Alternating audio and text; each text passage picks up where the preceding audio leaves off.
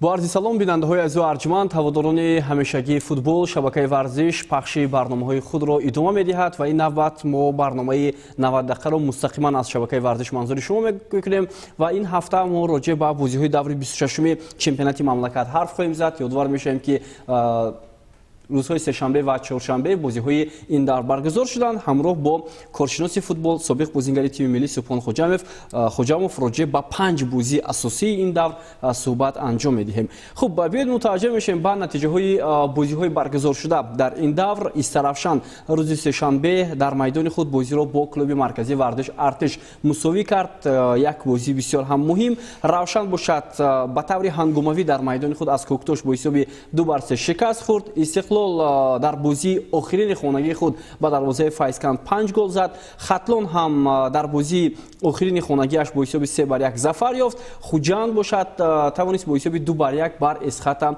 غلبه به دست آورد. خب در اصل بازی‌های خوب و خاطرمان هم بودند، ولی کدام بازی بود که اصلا برای شما غیر انتظار بود در دوره 26 چمپیونات مملکت؟ در اینجا من فکر دارم که غیر انتظار ممکن کمی روشن با کوکتاش باشه. شما انتظار نداشتید که کوکتاش غلبه میکند؟ من انتظار ممکن که گفتم که مساوی انجام می‌یابد، برای اینکه بر روشن هم خل اقلا یک خل در کار بود برای در حقیقت در لیگ عالی دیگه موقع خود را نگاه می‌داشت. برای که حاضر آخرین دور بیا دوری مشکل هم بگیم میشود. بله، یعنی این تاثیر رسانید به همون وضع دسته روشن در جدول مسابقه؟ اگر با جدول بر نگاه نگاریم روشن کلوب 29 خال دارد و پس از آن 27 خال، پس از آن دو دسته که 26 خالی است. آنها اگر غلبه را با دست آورند 29 خالی میکنند. بله، در حالی که اگر رقابت در پیش از آخرین دور بسیار چیز را حل میکنند. بله، بیاید بعداً میگذاریم به جدول مسابقه و شرح و توضیح رو از رقابت مرکزی دور استرافشان و کلوب مرکزی ورزش ارتش آغاز میکنیم. بنهایت مهم برای هر دو دسته به نظر شما کدام تیم نزدیکتر بود به غلبه در همین دیداری که مساوی انجام یافت؟ من فکر میکنم که در این بازی دسته کلوب مرکزی ورزش ارتش به غلبه نزدیکتر بود، گرچند که آنها در سفر بازی کرده شده بودند و ما در برنامه پیشینه هم خبر کرده بودیم، گفته گذاشته بودیم که مربی دسته کلوب مرکزی ورزش ارتش باید نهایت تحلیل خوب میکند و نیز با کدام دسته که بازی کردنی باشد به همون دسته نقشه میکند و به همون یعنی نقشه کردگیش کار میبرد. و معلوم بود که در اینجا در حقیقت یک نقشه درست انتخاب کرد و از ماکسیمالی هم خالی مینیمالیش در همون بازی سفری به دست آورد. بله. خب بازی مساوی یافت. به نظر شما برد به نفع کدام دسته شد؟ یعنی مساوی من فکر دارم که در به نفع دسته کلوب مرکزی ورزش ارتش شد، به خاطر که همون دو خالی که بود فرقیت آنها دو خال ماند. تو حال یعنی تمام در دور اخیران آیا آنها جای سوم رو میگیرن یا نه در دست کلوب مرکزی ورزش ارتش است. برای اینکه اگر آنها غلبه کنند دسته استرافشان غلبه هم کنند آنها رو دریافت کرده نمیتوانند. به همین خاطر برتری به دسته کلوب مرکزی ورزش ارتش بود. بله، یکی از سبب‌هایی رو بگویید که استرافشان نتوانست غلبه کرده در این رقابت، چون برای استرافشان غلبه مهم بود. اونها غلبه میکردن. من فکر میکنم حتی نتیجه بازی آینده ارتش با خوجان رو نگاه نمیکردن اگر غلبه میکردن. نه، نگاه میکردن، برای اینکه در صورت پیروزی مثلا اگر پیروزی هم که میکردن آنها بازی آخرین حتما باید غلبه میکردن که بله حتما بر دوشنبه. بله، برای اینکه یک خال بود. بله، فرقیت آنها یک خال میشد. به همین خاطر آنها باید غلبه میکردن. و وقتی که در میدان خود بازی میکنه این بازی که مسئولیتش خیلی بلند است در نزد مخلصان، من فکر دارم که یک احساساتی بلند است. یک آنها من فکر دارم که میخواستن که غلبه را به دست آوردن، لیکن کلوب مرکزی ورزش ارتش هم یک دسته پرقوت است و мо шоҳиди чанд бозиҳои онҳо будем ва охирон ду давре ки онҳо бозӣ карда истоданд як дар сатҳи баланд бозӣ карда истоданд ва хеле душвор буд он дастаеро шикаст додан ва ба ин нигоҳ накарда онҳо ҳаракат карданд. хайр ин футбол аст. хуб чизи дигар он аст ки албатта агар дар сурати он ки бозии клуби марказии варзиш артиш бо хуҷанд мусовӣ шавад ва Истаравшан ғалаба кунад, инҷо ҳам имтиёзҳо якхела мешаванд ва дар бозиҳои байни ҳамдигар Истаравшан пешсаф аст. яъне се бозӣ карданд, ду бозиаш мусовӣ анҷом ёфт ва як бозӣ ба нафи дастаи Истаравшан бо ҳисоби 2-1 буд. яъне инҷо Истаравшан метавонад бурд карда. агар ҳамин тавр бошад, дар низомнома ман хато накунам, агар дар вақте ки баробар шудани холҳо якум дараҷа бозӣ байни ҳамдигар намеистад, дар ин ҷоҳат шумораи ғалабаҳо меистад ва дар ҷадвал як бор дигар нигаҳ кард. Масалан дирӯз вақте ки Куктош масалан бар Равшан ғалаба кард, Файзкан ба бохт рӯбарӯ шуд, Куктош аз лиҳози масалан тӯбҳо, аз лиҳози ҳама чиз бартарӣ дошт нисбат ба Файзкан, лекин ҷадвал нишон дод ки Файзкан болотар аст. яъне инҷо ин ҷадвал дар вақти рафти бозиҳо ҳаст. пас аз ки анҷом мешавад чемпионат, баъд такя ба ҳамун муайян кардани ғолибо аст.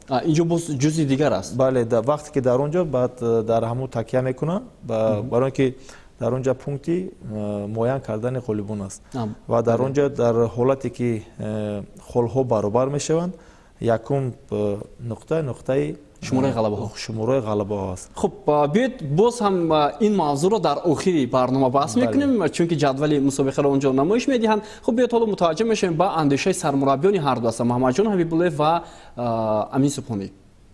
ман пеш аз ҳама мехостам ки бо тамоми мухлисони даста хайрхуш кунам барои бозии охирони ман дар футболи тоҷик буд ва то як вақте мехоҳам як танаффус кунам аз футбол, камтар саломатии худро ва умуман бо як зиндагии аҳли оилаи худам камтар машғул шавам. дар бораи бозӣ ҳамиро гуфтаниам ки албатта ин бозӣ хеле бозии муҳим буд, чӣ барои мо, чӣ барои дастаи артиш. ман аз бозигарони худ албатта розиам, чӣ ҳунаре доштанд бозиро ишон додам ва умуман дар бозии гузашта ман чандин бор такрор кардам, гӯё ки фақат доварои мо мехоҳанд ки як довари идеалӣ дар бозии Истаравшан нишон диҳанд. умуман камбудиҳо чӣ аз тарафи довари бозӣ ё чӣ аз тарафи ёрдамчиҳо хеле зиёд буд ва ман ҳоло пешакӣ гуфта наметавонам дар кадом дақиқаҳо, лекин ҳамун ҳолате ки Илҳом Баротов ғалтӣ ба фикри ман метавонд ки довар ҷаримаи 11 метра таъин кунад. агар даста рохат, даста Истаравшан агар рохат ба ҷоми Африка гирад, мумкин баргашта биём. агар ки рохат нагирем, умуман ба як чанд сол пас мумкин ба футболи тоҷик баргардам. бозӣ хеле хубе буд با توجه به شرایط هر دو تا تیم در جدول و اون سه امتیاز خیلی مهم بود. ما هم تمام تلاش خودمون رو کردیم، چند تا موقعیت گل هم داشتیم و متاسفانه نشد. این یک مقدار کار ما رو سخت‌تر کرد در جریان بازی. و انشالله حالا فوتبال به هر حال ما آماده میشیم برای بازی بعد. ببینید عیار تیم ها با این چیزا مشخص میشه. ما هم تیم با قوتی هستیم، ما هم سرسختیم، تا اینجای جدول اومدیم، بازی‌های بیشتری رو امتیاز گرفتیم، بردیم، اومدیم. مطمئن باشید بازی خوبی انجام میشه. ما هم در میدان خودمون میزبان هستیم، فرصت هم داریم یه 10 روز که ما بتونیم خودمون آماده اون بازی بکنیم. هیچ مشکلی ما نداریم. خب این هم اندیشه محمدجان حبیب‌الله و امین سبحانی بود. عموما در جریان بازی شما کاری داوران رو چگونه بها میدید؟ همچنین کارشناس خب بودند لحظه هایی که داوران به خطاگی راه دادند. در بازی به خطاگی نمیشود، چه از طرف بازیگران چه از طرف داور. مهم این است که وقتی که داور خطاگی دغل نمیکند، یعنی با نتیجه بازی یا اینکه به حساب بازی تاثیر نرساند. در رفت بازی میتواند که مثال بگم خطاگی که توپ رو ندید از خط بیرون شد یا اینکه خطاگی مثال خطاگی میده نه اونقدر به نظر میرسد. باز یک بار تکرار میکنم که مهم این است که خطاگی با یعنی ба ҳисоби бозӣ ва ба натиҷаи бозӣ таъсир нарасонад. Ва дар ин ҷо сармураббии дастаи Старовшан ҳозир гуфтанд ки лаҳзае буд ки вақте ки Илҳом Баротовро дар ҷаримагоҳ афтонданд, довар ҷарима 11 метра таъин накард. Ва мо ҳамин лаҳзаро хато накунам бисёр тамошо кардам. Бисёр тамошо кардам ва фикри инфиродии ман аст, мумкин ки ман иштибоҳ кунам, мумкин ки ман хато кунам, дар ин ҷо 11 метра набуд. Барои ин ки агар дар ҳолате ки вақте ки мубориза, агар ман хато накунам, дар он ҷо як бозингари клуби марказии вартиш вақте ки партофт мекунад худро дар таги пои дар он ҷо, агар Илҳом Баротов дар ҳамон ҳолат меғалтид, яъне агар дар ҳамон ҳолат агар расиши ӯ мерасиду давом намедод, дар ҳамон ҳолат ба пеналти монанд буд. Илҳом Баротов давом дод, дар почаш истодагӣ буд, хост зарба занад, аз ин ҷо Ковусшо ба фикрам Саиди Ковусшо тӯбро берун аз майдон кард ва дар ҳамин ҳолат афтиш шуд. Агар аҳамият дода бошад, дар ҳамин ҳолат ҳам яъне Илҳом Баротов ба довар ягон эътирози сахт накард. Ба фикрам худаш ҳис кард ки тӯбро Ковушшо зад ва фақат як ишораи, яъне мумкин ки довар 11 метра таъин кунад, ба ҳамин хеле ишора ман дидам тамом. Ман фикр дорам ки хеле бозиро доварӣ кардан хеле душвор аст. Дар ҳақиқат як бор худатон тасаввур кунед ки ду дастае ки байни худ дар ҳамин бозӣ медалҳо, яъне барои медалҳо бозӣ карда истоданд ва доварам масъулияти хеле боло дошт ва ман фикр дорам ки дигар агар довар мешуд, ба ӯ хеле душвортар мешуд. Ман фикр дорам ки азудаи кор баромад. خب تشکر زیاد و حالا میگذاریم با بازی دیگر میان دستای استقلال و فیضکند که دیروز در ورزشگاه مرکزی پایتخت کشورمون برگزار شد و شاگردان ویتالی لفچنکو 5 گل به جواب دادند. همکاری ما اینومدین احمدزاد با گروه ایجادی برنامه یک سوژه از رفتی چمپیونی دستای استقلال آخرین بازی خانگی آماده کردند. یک جا تماشا میکنیم و بعد از چند دقیقه باز برمیگردیم با استودیو. мо ҳоло дар назди варзишгоҳи марказии шаҳри душанбе қарор дорем. Инҷо тими Истиқлол охирин бозии хонагии худро дар мавсими ҷорӣ бар муқобили тими Файзканд баргузор мекунад. Яъне ин бозии даври 26-уми Лигаи Олӣ аст ва қабл аз ин бозӣ аллакай Истиқлол даҳумин маротиба дар чемпионати мамлакат қаҳрамон гардид. Хуб дӯстони арҷманд, мо имрӯз дар варзишгоҳ ба хотире ҳастем то бубинем ки тими Истиқлол дар кадом шароит ва дар кадом ҳолат бо кадом эҳсосот ин бозиро муқобили тими Файзканд доир менамояд. Ҳоло ба варзишгоҳ меравем. قهرمانی در موسم مبارک و ما اینجا یک افزایش بسیار بسرعت حس داریم و میخوام اینجا چند سوالی داشته باشیم. خب موسمی که پر از احساسات بود و پر از مشکلی برای تیم استقلال و دهمین قهرمانی چگونه احساسات داشت؟ احساس چی بود تو؟ همون خصوصا شکی چی قهرمانی و تاجیکستان شدیم با دهم قرارتا چی بود؟ خب با فکر شما این موسم نسبت به موسم‌های دیگر فرقتش چگونه بود برای استقلال؟ مثلا موسم‌های گذشته در لیگ چمپیون‌ها نبود و این گونه برآمدهای عالی نبود. این موسم برای تیم استقلال تا کجا مشکل بود، آسان بود، چگونه بود؟ واقعا با بازی لیگ آسیا داشتیم. خیلی وزنی در لیگ آسیا کمتر وزنی بود و خیلی درون چمپیونات تاجیکستان یکون مشکلی خیلی نبود. خیلی شما قید کردید این موسم خیلی موسم بابرار بود.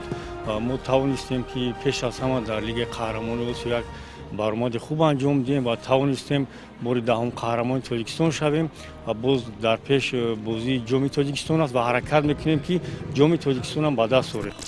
دوستان ارجمند، ما با عادل ارگاشов سرجایزه‌ترین فوتبالباز در تاریخ فوتبال تاجیکستان این حال مصاحبه انجام دادیم و این نخستین صحبت ما بود از اطراف فوتبال تاجیک و تیم استقلال و حالا نزد هیئت احتیاطی تیم استقلال خواهیم رفت که در کرسی احتیاطی قرار دارند.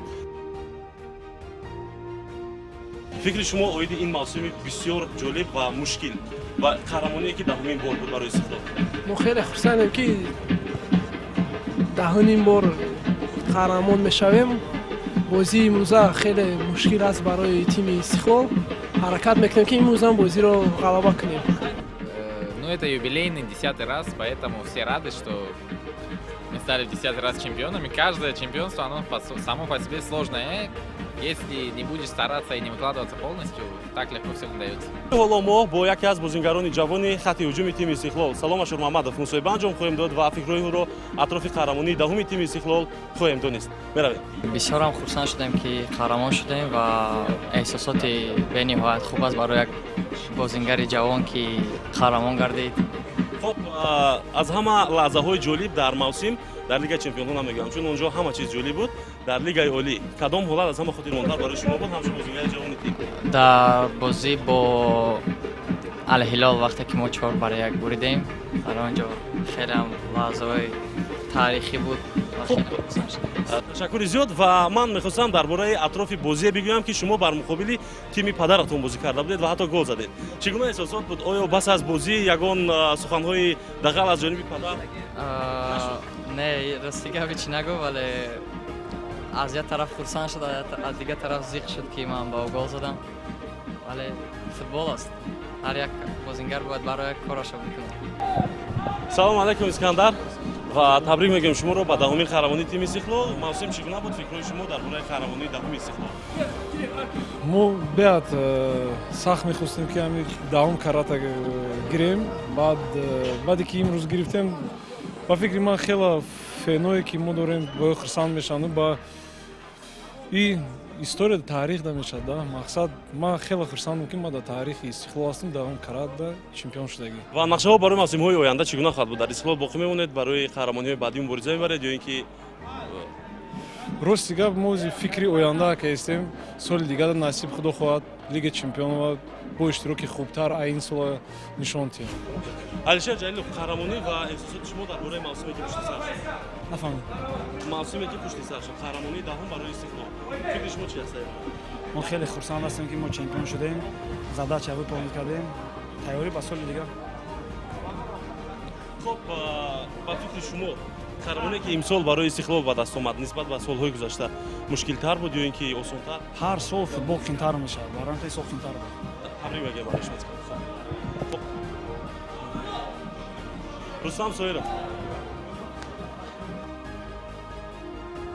хуб Шервони Мавачоев, аввалин мавсим дар Истиқлол ва қаҳрамонии аввал чӣ буд? ман хеле хушҳолам ки боли аввал ғалабаи чемпиониро ба даст овардам. чӯш мекунем ки дар оянда боз хеле ғалабаҳо бисёр шаванд.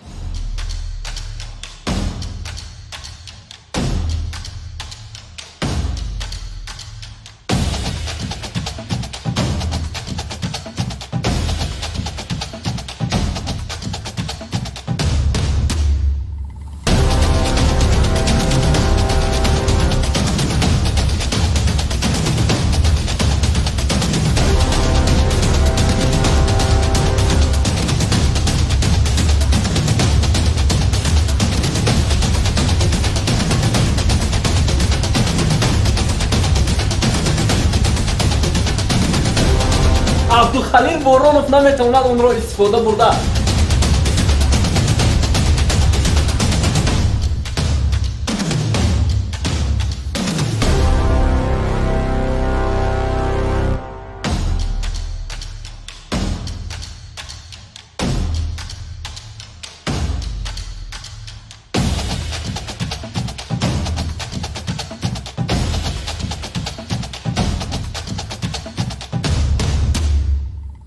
Табрик бошад даҳумин қаҳрамонӣ дар мавсим.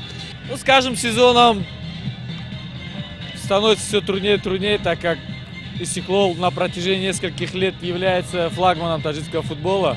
И все команды с особым настроем готовятся против Истиклола играть.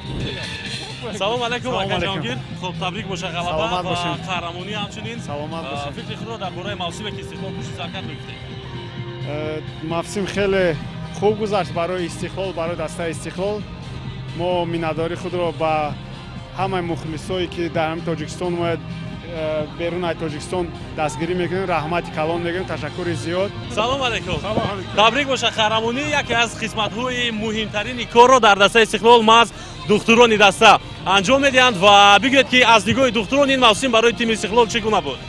аз нигоҳи духтурон дар ин мавсим барои тими Истиқлол каме корҳо зиёдтар буданд, барое ки дар лигаи чемпионҳо иштирок кардем ва дар чемпионат ин сол чемпионат хеле хуб гузашт. ва хурсанд ҳастем ки навқадар травмаҳои бисёр дидем. ман дуюмин бор аст ки аввалин бор соли 2011 бо ҳайати дастаи Истиқлол дар варзишгоҳи Регартадаст ки дастаи Хатлон мо бо ҳисоби 2-0 мағлуб карда будем. Дар он ҷо аввалин маротиба буд ва бори дуюм аст ки ман бо дастаи Истиқлол қаҳрамони даҳуми Тоҷикистон гаштем.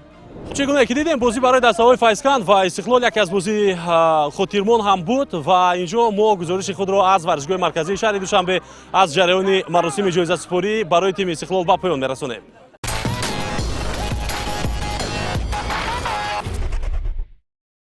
барномаи мустақими 90 дақиқаро идома медиҳем аз шабакаи варзиш.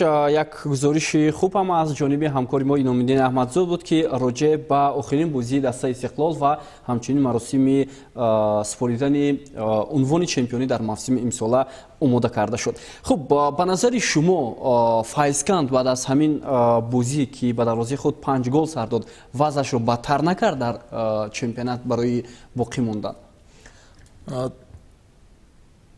дилхоҳ даста бо даста Истиқлол бозӣ кардан гӯям ки озодона бозӣ кардан наметавонад ва даста Истиқлол дар ҳақиқат дастаи қаҳрамони Тоҷикистон аст, дар ҳақиқат арзанда аст ва дастаи Файзканд кӯшишҳои зиёд кард, ҳолатҳои голзанӣ дошт, мутаассифона истифода бурда натавонистанд. агар ҳамон ҳолатҳои голзанӣ ки дар вақте ки ҳисоб 2-0 буд онҳо агар голро ба самар мерасонд, ман фикр дорам ки бозӣ тамоман дигар ранг мегирифт. ва ман дар ҳақиқат ҳайрон мондам ки Абдухалил Боронов дар як лаҳзаҳое ки оддӣ аст, дар лаҳзаҳое ки оддӣ ки бояд ба дарозат яъне зарба занад, мутаассифона намедонам мумкин ки аз кадом ҷиҳат мумкин ки ба эҳсосоти калон дода шуд ё ки аз худ боварӣ дур шуд. аз ҳамин ҳолатҳоям мешавад вақте ки бозиш намеравад, ҳам хела мегӯянд ба ҳамин хотир. ва гуфта метавонем ки сабаби асосии кам задани гол аз ҷониби дастаи Файзканд дар мавсими имсола маҳз заиф будани хати ҳамлаи ин тим аст. вақте ки голро ки ба дарвозаи ҳариф кам мезанӣ, дар ҳақиқат дар ин ҷо гӯем ки ҳамлагаро заифтаранд ва аз ин далолат медиҳад ки даста на фақат дар хати ҳуҷум, яъне бисёртар ба хати ҳимоя яъне назар мекунад. аз ҳамин сабаб ман фикр дорам ки онҳо голҳоро камтар зада истоданд. хуб дар ин бозӣ бинандаи азиз Манучер Ҷалилов 2 гол, Алишер Ҷалилов, Шервонӣ Мамадчев ва Рустам Соиров голҳои дигарро ба номи худ сабт карданд. Манучер Ҷалилов бо голҳои задааш тавонист шумораи голҳояшро дар пойгаи нишонзанҳо беҳтар кунад ва акнун ӯ бароҳаттар метавонад шояд бо як голи дигар ва ё 2 голи дигар беҳтарин нишонзани мавсими имсола ҳам гардад дар поёни чемпионат. ин футбол аст ва бароҳаттар гуфтан масалан шумо бовар кунед ки Илҳом Баротов ки дар зинаи сеюм аст мисол 4 голи дигар занад ба дарвозаи Душанбе ё 5 голи дигар ё Рустам Соиров 2-3 голи дигар ба дарвозаи тими Куктош. ман шоҳид ҳастам ки дар охирон давр бозингарое ки буданд 5 гол заданд, яъне бозингарое буданд ё 6 ё 7 тӯб заданд, яъне дар охирон бозӣ ва нишонзани беҳтарин шуданд. бар ҳамин қадар ман фикр дорам ки саросима шудан дар кор нест, барои ки охирон давр нишон медиҳад. хуб дӯстони азиз, ҳамин тавр Истиқлол яке аз ғалабаҳои муҳими худро ба даст овард бо ҳисоби калон. ёдовар мешавем ки 2 бозии қаблӣ ҳам бо иштироки Истиқлол ва Файзканд бо ҳисоби калони 4-0 ба нафъи шогирдони Виталий Левченко ба анҷом расида буд ва инак дастаи Истиқлол дар 3 бозии мавсими имсола ба дарвозаи Файзканд 13 гол зад ва Истиқлол ҳам аз ҷиҳати кам сар додани голҳо яке аз муваффақтарин тимҳо аст ки ба дарвозааш 8 гол сар додааст ва ин гӯё аз он медиҳад ки хати дифои дастаи Истиқлол ва умуман ҳайати ин даста хеле ҳам пурқувваттар ва нисбат ба дигар ҳарифон назаррастар ҳунарнамоӣ мекунад. хуб акнун мегузарем ба шарҳу тавзеҳи рақобати дигар ки дар даври 26-уми чемпионати мамлакат барпо гардид дар вардишгоҳи пахтакори шаҳри бохтар. ин дидори дастаҳои хатлон ва душанбе буд ки шогирдони Аслиддин Ҳабибуллоев бо ҳисоби 3-1 ба дарвозаи Уман ғалаба карданд ва дар ин рақобат Нуриддин Ҳамроқулов муаллифи 2 гол ва Парвиз Боқиохунов муаллифи 1 гол шуд. Вале рӯйдоди асосии ин корти сурхи бозингари дастаи душанбе буд. Парвиз Ҳамидов ки дар як лаҳзаи бисёр ҳам ҳассос бозингари дастаи ҳарифро зери гӯем ки лагат гирифт ва ҳамин тавр довар маҷбур шуд ки ӯро бо корти сурх ҷазо бидиҳад ва ҳамин тавр аз майдон бозӣ ба дар кунад. Ба ҳар сурат барои душанбе ин бозӣ чандон аҳамияти хуб надошт ва биёед мутаваҷҷеҳ мешавем ба ҳамин лаҳза ки чӣ гуна бозингари дастаи душанберо довар бо корти сурх ҷазо дод. қариб буд як хархашаи хеле ҳам зиёд дар ҷарёни рақобат ба миён ояд, вале уман раҳоӣ аз ин лаҳза маҳз корти сурх ҳам буд ба назари ман. Хуб, ба назари шумо Хатлон имсол бо ин нишондоде ки анҷом дод, бо он вазъе ки дорад, воқеан ҳам натиҷаи беҳтарин буд ва агар ҳа барои ҳамин натиҷаи беҳтарин ки саҳми назар аст дошт? дар ҳақиқат дастаи Хатлон на он қадар шароиташ гӯем ки бад буд. ба ҳар сурат вазъи молиявиаш бисёр барои ки дастаи муассисаи давлатӣ аст ва онҳо дар барномаи пешинаам гуфта будем ки онҳо каме ки ҳам бошад маблағи яъне маоши худро мегиранд ва ба фикрам фақат ҳамон ҳавасмандӣ аст ё ки ягон иловатан маблағҳое ки аз тарафи сарпараст бояд пардохт мешуд, мумкин ки ҳамон маблағҳо яъне ворид нашуда бошад ба даста.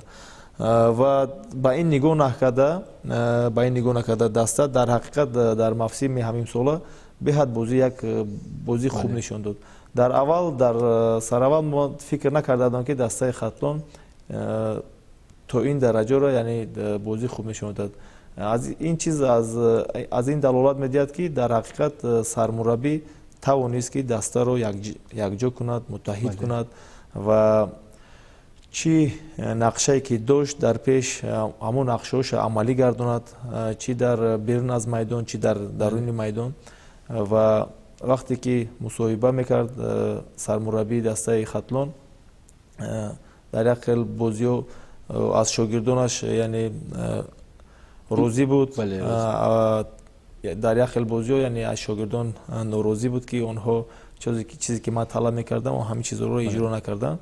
ман фикр дорам ки агар ҳамин даста дар соли оянда дар якҷогӣ боқӣ монанд ва боз 3-4 бозингари маҳораттар яъне бо таҷрибатар агар даъват кунанд, ман фикр дорам ки Хатлон дар соли оянда ба медалҳо озод мубориза мебарад. бале, ва агар вазъи даста, вазъи молиявии даста давоми 2 соли охир беҳтар мешуд, ман фикр мекунам даста яке аз зинаҳои ифтихориро дар лигаи олӣ метавонист ба даст оварда, чун айни ҳол потенсиали бозингарон, потенсиали мураббиён хеле ҳам баланд аст дар ин тим. бубинед худи Аслиддин Ҳабибуллоев, худи Меҳроб Заурбеков, инҳо нафароне ҳастанд ки солиёни зиёд дар чемпионати Тоҷикистон таҷриба доранд ва яке аз беҳтаринҳо ҳам буданд.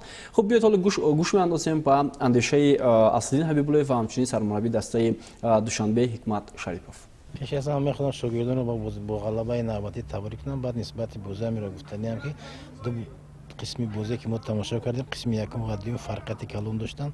дар қисми аввали бозӣ ман фикр мекунам ки шогирдони мо бозигарони ҳайқро нодида гирифтанд, аз он сабаб ки чиқадре ки мо шоҳид будем ҳайати дастаи Душанбе 3-4 нафараш як рӯз пеш бо ҳайати эҳтиётӣ омада бозӣ карда буданд, бозингарони ҷавон буданд. аз ин лиҳоз фикр мекунам ки шогирдони мо амиро нодида гирифтанд, камтар худписандӣ карданд ва дар қисми дуюми бозӣ он чизе ки мо мехостем аз шогирдон ҳамро иҷро карданд, хусусан бозиҳои партофҳои ба дигар бозигузории хуб нишон доданд ва 3 гол ба самар расонанд ва метавонистанд ки боз гол ба самар расонанд. ва як чизро бояд қайд ки мавсим аллакай ба охир расида шудааст, ғалабаи мо мавқеи моро дар ҷадвали чемпионат иваз карда наметавонад. аз ин ҳоз фикр мекунам каме хунукгазорӣ кардан. ба ҳар ҳол дар қисми дуюми бозии хуб дар қисми дуюм бозии хуб нишон доданд ва ба натиҷаи дилхоҳ ноил гаштем мо имрӯз. хеле худи шумо воқиф ҳастед. даста имрӯз қариб ки ягон бозингаре намондааст. имрӯз ҳамагӣ 4 бозингаре ки аз ҳайати асосии даста буд бозӣ карданд. аксарияти бозингарҳо ҳамаи онҳо аз ҳайате ки дина дар ҳамин майдон бо дастаи дуюми хатлон бозӣ карданд. онҳо имрӯз чӣ хеле ки худ дидед бозӣ карданд дар майдон. новобаста аз ин ман аз бозии онҳо қариб то 70-80 розӣ ҳастам, чун он чизе ки дар пеши онҳо мо гузоштем то бозӣ сар шудан ҳамаи онро иҷро карданд.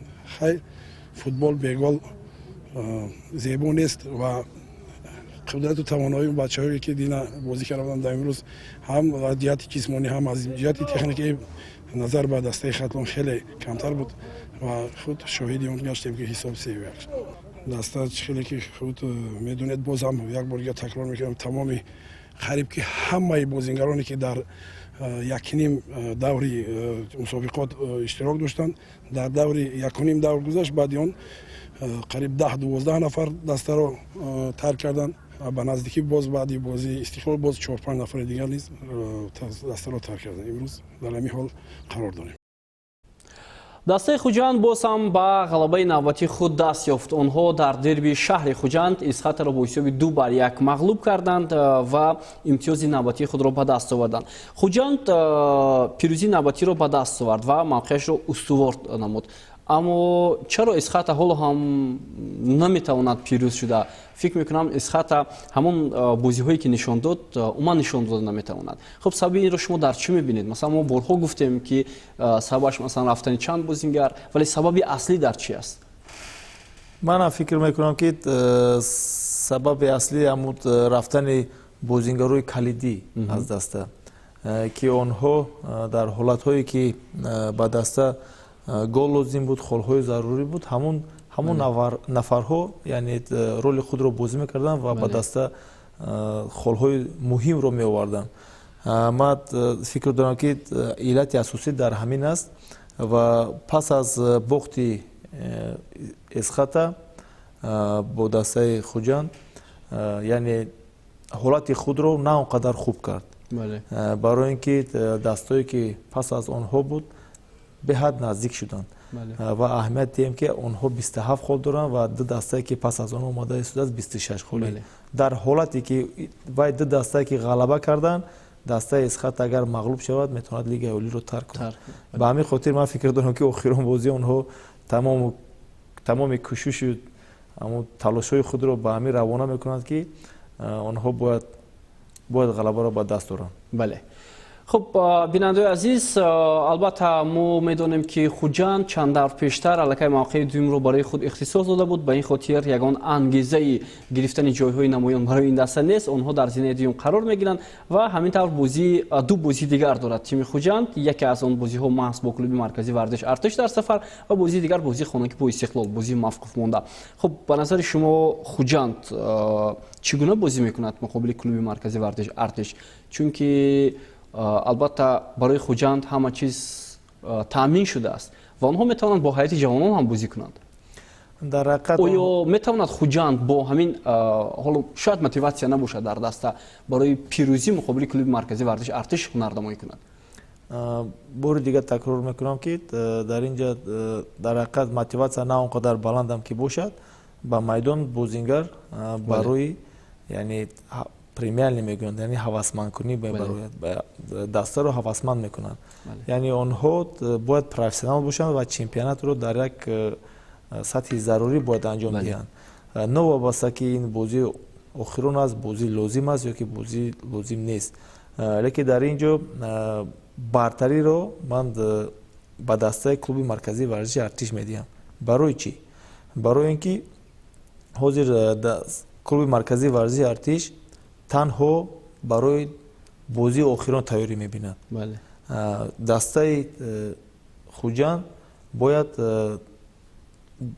бозии ҷавобии ҷомро бояд дар сафар яъне дар шаҳри Кӯлоб бо дастаи Равшани Кӯлоб бояд анҷом диҳад ва онҳо дар он ҷо бояд ё ки мусовӣ ё ки пирӯз шаванд ё ки на он қадар ба ҳисоби калон ба боғ дучор шаванд ва рохатро ба финал гиранд.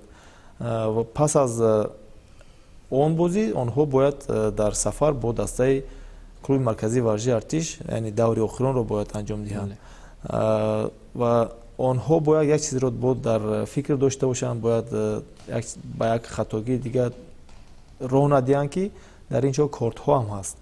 Яъне бозӣ агар шиддатнок ягон вай шавад, мисол дар бозии финалӣ бозии асосиш бозигарои асосиш метавонад ки бозӣ накунад. Ба ҳамин хотир хеле эҳтиёткор бозӣ мекунад. Дар ҳамин ду бозие ки онҳо то бозии финалӣ мисол агар рохат бигиранд, онҳо хеле эҳтиёткор бозӣ мекунанд. Ва ба ҳамин хотир ман гуфта истодам ки бартарӣ дар дастаи клуби марказии варзиши артиш аст. Бале. خب به هر صورت وقت نشان میدهد بازی رو هم پیگیر میشویم و در همین وقت و ساعت هم استرافشان در دوشنبه بازیش رو برگزار خواهد کرد. همه چیز در شهر دوشنبه حل و فصل خواهد شد. خب بیایید با بازی دراماتیکی دور متوجه میشویم. روشن در میدان خود از کوکتوش مغلوب شد در حالی که آنها با حساب 2-0 پیشصف هم بودند. یعنی برتری داشتن نسبت به دسته کوکتوش. اما رفتی بازی نشان داد که روشن اراده نگاه داشتن حساب بازی را ندارد. شما با این چیز راضی هستید؟ با فکر ما در اینجا خطا کردیم برای اینکه دسته کوکتوش 2-0 کوکتوش پیش صف بود. بله کوکتوش پیش صف بود. بله بله. آنها خواستن کامبک کنن. بله. متاسفانه نشد و در اینجا معلوم بود که کوکتوش تا حالا مبارزه را برای موقع خود را نگاه داشتن در لیگ عالی مبارزه برده ایستاده است. و تو دقیقه آخرین من فکر دارم که آنها تمام قوای خود را در همین میدان ماندن و باز با خودشان امکانیت پیدا کردن که مبارزه را یعنی در دور آخرین برند و اگر در حالتی که آنها غلبه را به دست آورند میتوانند در لیگ عالی موقع خود را نگاه دارند. بله. خب به نظر شما آنها میتوانند در بازی استقلال هم همین گونه بازی نشون دهند و موفق شوند؟ اون قدرت کوکتوش میرسد؟ من فکر دارم که دارند. برای چی؟ برای اینکه آنها در میدان خود بازی میکنند و در اینجا در میدانی که امروز آنها بازی میکنند نه اونقدر در حالت خوب قرار دارند. برای اینکه یعنی فصل استراحت است و علف زرد شده است و دسته استقلال آنها آموخته هستند که در میدان صنعی بسیارتر بازی کنند و غلبه را اگر در میدان خود بازی میکردن در اینجا یگان شبهه نبود که آنها غلبه را به دست میآوردند. بازی که در میدان نفتیانی که ناحیه رودکی است در اینجا من فکر دارم که برای استقلال مشکل میشود و آنها در یک که بازی برابر میشود. بله. و امسال اگر خاطرتون باشد کوکتوش یک بازی رو مساوی کرده بود با دسته استقلال. بله. 1-1.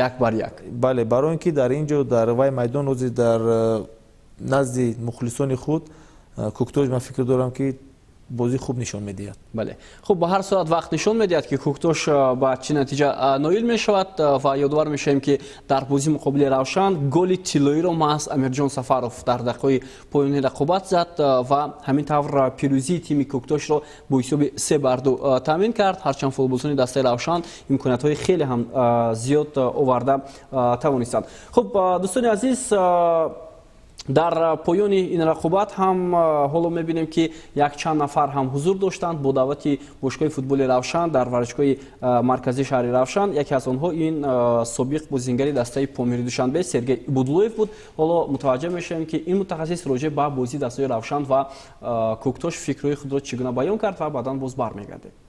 Если говорить о качестве футбола, две команды, будем прямо, не показали, да, тот футбол, который, может, они могут играть, то ли, может, окончание сезона, да, может, погрешности поля повлияли. Но сегодня выиграла команда, которая, скорее всего, больше хотела выиграть, да, и имела больше желания. Вот. Что касается команды «Равшан», ну, вроде опытная, хорошая, сбалансированная команда, но страсти, азарта не хватило им. Вот. Я не сторонник того, чтобы делать какие-то выводы, потому что надо было видеть, смотреть тренировочный процесс хотя бы в течение месяца, тогда можно было сделать какие-то выводы. Сейчас оценивать игру команды очень сложно. Есть такое хорошее выражение, да, никогда не говори никогда, да. Вот. Желание есть, но я бы поработал, конечно, с командами который действительно амбициозный. Вот, чтобы был начальник команды, президент клуба с амбициями, чтобы ставить какие-то задачи. А если просто приходить и, извините за выражение, там, играть за 6-е, 8-е, 7-е место, ну, наверное, не будет желания такого. Если команда поставит, ну, к примеру, допустим, Равшан Куля поставит задачу бороться на следующий год за медали, я с удовольствием приму приглашение и все сделаю, чтобы бороться за медаль.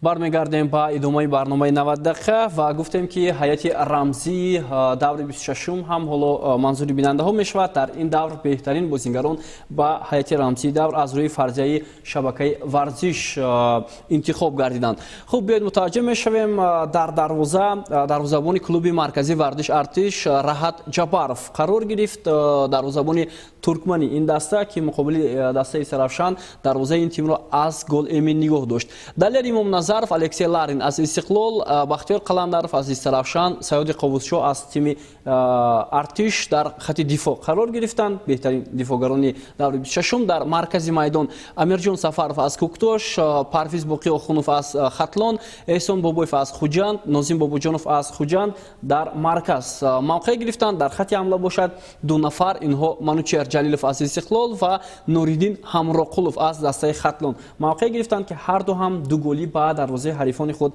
ворид карданд. Мураббии беҳтарини давр Виталий Левченко, сармураббии дастаи Истиқлол ки бо ин ғалабаи калон тим тавонист умуман бозии хонагии худро бидуни як бохтам ба анҷом расонад. Хуб, ҳайати рамзии давр чун ҳамеша бо тарҳи ҷойгиршавии 4-4-2 интихоб гардид ва албатта онҳое буданд ки бо натиҷаҳои назарраси худ ба ҳайати рамзӣ дохил шуданд. Хуб, беҳтарин бозингари даври 26-ум футболбози дастаи Хатлон Нуриддин Ҳамроқулов аз рӯи фарзияи шабакаи варзиш интихоб гардид ва албатта беҳтаринҳо ҳам буданд, вале гурӯҳи эҷоди барнома тасмим гирифтанд ки беҳтарин бозингари давр маҳз Нуриддин Ҳамроқулов шавад. Хуб, акнун мегзарем ба ҷадвали мусобиқа. Ҷадвали мусобиқа ҳам ҳоло қариб ки бо ҳамон ҳассосияти худ мебинем ки то даври охир шояд бидуни тағйирот бошад, вале ба ҳар сурат бозиҳо нишон медиҳанд. Мо гуфтем ки ду ҳассосияти асосӣ аст дар ҷадвали мусобиқа. Мавқеи сеюм ки кадом даста метавонад онро ишғол кунад. Клуби марказии варзиш артиш Истаравшан ва Хатлон бо тафовути 3 имтиёз камтар аз ин дастаҳо аст. Ба назари шумо шонси ин даста ҳам ҳаст дар сурати пирӯзии калон дар бозии охир ва на Хатлон умуман шанс надорад. Хатлон умуман шанс надорад ва танҳо клуби марказии варзиш ва Истаравшан. Хуб, дар мавриди ҳамин мавқеи ҳамин дастаҳо гуфта мегузарем. Шумо гуфтед ки агар масалан бозии ин дастаҳо мусови анҷом ёбад, ғалабаҳо ба инобат гирифта мешавад. Бале, шумораи ғалабаҳо. Бале, шумораи ғалабаҳо баробар аст. Баъдан чӣ мешавад? Бозиҳои байни ҳамдигар хато накунам. Бале, онҷо Истаравшан бартарӣ дорад нисбат ба тими артиш, чунки бо ҳисоби 2-1 ғалаба кардааст, ду бозии дигар мусови анҷом ёфтааст. дар ҳақиқат агар бартарӣ дошт, агар ҳамин тавр бошад, ҳамин тавр мешавад. Бале. Хуб, поёни ҷадвал чӣ? Масалан, Фаизкан ҳоло дар зинаи 8-ум, Куктош дар зинаи 9-ум. Агар раваду Куктош Истиқлолро шикаст бидиҳад, Фаизкан ҳам ғалаба кунад, хоб, Фаизкан дар мавқеи худ меистад. Дуруст аст. барои ин ки Фаизкан байни Куктош дар инро нигоҳ кардан ки онҳо байни ҳамдигар чӣ хел бозӣ карданд. Бале, дуруст аст. Агар Эсхата ба бохт рӯбарӯ шавад, Эсхата метавонад ки мусобиқаро тарк кунад. Лигаи олиро тарк кунад. Бале, бисёр бароқадар ман бозиҳои гуфтам ки вақти даври охирон аст ва бозии ҷолибу диданӣ дар пеш аст. Бале. Ва ман фикр дорам ки дар инҷа ягон чиз гуфта намешавад. Бале, бале. Барои ки мо дида истодем ки ягон кас умед надошт ки Куктош дар равшани клуб хол меситонад, яъне ғалабаро ба даст меорад. Ва ин чизро дида истодем ки кӯшишҳои охиронро карда истодааст ки тамоми яъне қувваҳоро сарф карда истоданд ки дар лигаи олӣ мавқеи худро нигоҳ доранд. клуби марказии варзиши артиш наздиктар аст, наздиктараш барое ки дар хонаи худ қабул мекунад дастаи Хуҷандро. Дастаи Хуҷандам агар мо хато накунем, агар аҳамият дода бошем, онҳо дар даври дуюм бо дастаи Хуҷанд ғалаба карданд.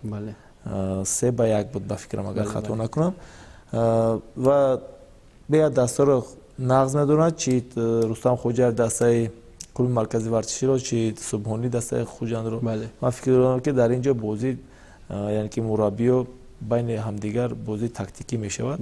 Рақобати мураббиён мешавад. Бале, дар ин ҷо боз як гуфтам ки дар ин ҷо як чизе ки но, яъне дастаи Хуҷанд мақсад дорад ки ҷомро ба даст орад. Ки ба финали ҷоми Тоҷикистон рохат бигирад, як футболи хуби дар финал нишон диҳад. Ман фикр дорам ки мумкин ки фикрҳои онҳо равона ба финал мекунанд. Мумкин ки онҳо дар ин ҷо яъне рисковат мегӯянд, ба иштибоҳ ро медиҳанд, ё хатогӣ мекунанд. Намехоҳанд ки ба хатогӣ ро диҳанд. ба ҳар ҳол ман фикр дорам ки бозӣ хуб мешавад. хуб, ташаккур. биёд мутаваҷҷеҳ мешавем ба бозиҳои давр, вале ҳоло рӯйхати нишонзанҳоро мебинем ки Манучер Ҷалилов бо 17 гол дар ҷои аввал аст, Рустам Соиров 15 гол, Илҳом Баротов 13, Дилшод Бозоров 13, Артём Сердюк 11 гол. хуб, шумо гуфтед ки дар даврҳои охир албатта ҳар чӣ шуданаш ҳам мумкин ва Истиқлол бо тими Коктош бозӣ дорад, бозӣ хеле ҳам душвор. Истаравшан ба ҳар сурат бо Душанбе бозӣ дорад. Инҷо Душанбе ҳайаташ нопур аст. Истаравшан яъне бартарӣ дорад, нобаста аз он ки дар сафар бозӣ мекунад. Ва кадоме аз ин нишонзанҳо фурсат доранд дар даври охир? Дар ин ҷо дар ҳақиқат душвор аст. Ман фикр дорам ки Манучер Ҷалилов нишонзани беҳтарин мешавад. Ман фикр дорам ки барои ин ки дар ин ҷо ба дигар бозингарон душвортар, мумкин ки Илҳом Баротов ҳам мубориза кунад. Шумо бовар доред ки Илҳом Баротов 4 гол мезанад ба дарвозаи Душанбе? Барои ки имрӯз мо дида истодем ки дар дастаи Душанбе чӣ камбудиҳо аст ва чӣ проблемаҳо аст. Онҳо як ҳайати пурраи худ надоранд ва ҳаятро дар ин бозӣ омода карда метавонанд ё на, мо аз ин чиз хабар надорем. ба ҳамин хотир агар ман фикр дорам, агар аз имконатҳо агар истифода барад, Илҳом Баротов ҳам метавонад муборизаро давом диҳад. Барои ки мо шоҳид будем, мо дар дастаи Парвоз бозӣ мекардем ва дар даври охирон Нумонҷон Ҳакимовро табрик карда истода будем ки Нумон беҳтарин нишонзан шудид. Хато накунам 4 гол пеш буд. Дар ҳамин ҳолат Сӯроб Ҳомидов дар дастаи Хима бозӣ мекард ва дар сафар бо сарӯи камари ноҳияи 5 бозӣ доштанд. Онҳо Сӯроб Ҳомидов ба дарвоза 6 ту ворид кард, хато накунам 6 ё 7 ва нишонзани беҳтарин ба даст овард. Барои ҳамин хотир ман фикр дорам ки дар ин ҷо пешакӣ гуфтан душвортар аст. Тақрибан гуфта метавонем ки мисол ҳамин 2 нафар метавонад нишонзани беҳтарин шавад. хуб, ташаккури зиёд. акнун мегзарем ба рӯйхати бозиҳои даври 26-ум ки 5 декабр барпо хоҳанд шуд. то замони баргузори охирин бозиҳо 10 рӯз вақт ҳаст. мураббиён ҳам фикр мекунам тамринҳои худро хубтар хоҳанд кард. Эсхата бо Равшан бозӣ мекунад, клуби марказии варзиш Артиш бо Хуҷанд, Душанбе бо Истаравшан, Файзканд бо Хатлон, Коктош бо Истиқлол ки дар мавриди ҳассосияти ин бозиҳо мо болотар гуфта гузаштем. ҳамчунин рӯзи 27 ноябр бозиҳои ҷоми Тоҷикистон барпо хоҳад шуд. 2 бозии ҷавобӣ ва исми финалистҳои мавсими имсола муайян хоҳад шуд. Равшан бо Хуҷанд бозӣ мекунад, Эсхата бо тими Истиқлол ва баъд аз натиҷаи ҳамин 2 бозӣ мо 2 иштирокчии бозии ниҳоии ҷоми Тоҷикистонро дар мавсими имсола хоҳем дид. хуб, ин ҷо барномаи 90 дақиқа ба анҷом мерасад. аз Субҳон Хоҷамов, коршиноси ҳамешагӣ барнома, изҳори сипос мекунем барои фикру мулоҳизаҳо дар мавриди бозиҳо ва ҳамчунин ҳассосияти рақобатҳои баргузор шуда ва ҳамчунин дар пеш истода. рӯзи душанбе боз дар ин студия роҷеъ ба бозиҳои даври ниҳоии ҷоми Тоҷикистон ва ҳамчунин финали дар пеш истода ки эҳтимол аст 9 декабр барпо шавад, барномаи мо ҳам манзури бинандаҳо хоҳад шуд. то нашои дигар сеҳатманду пирӯз бошед.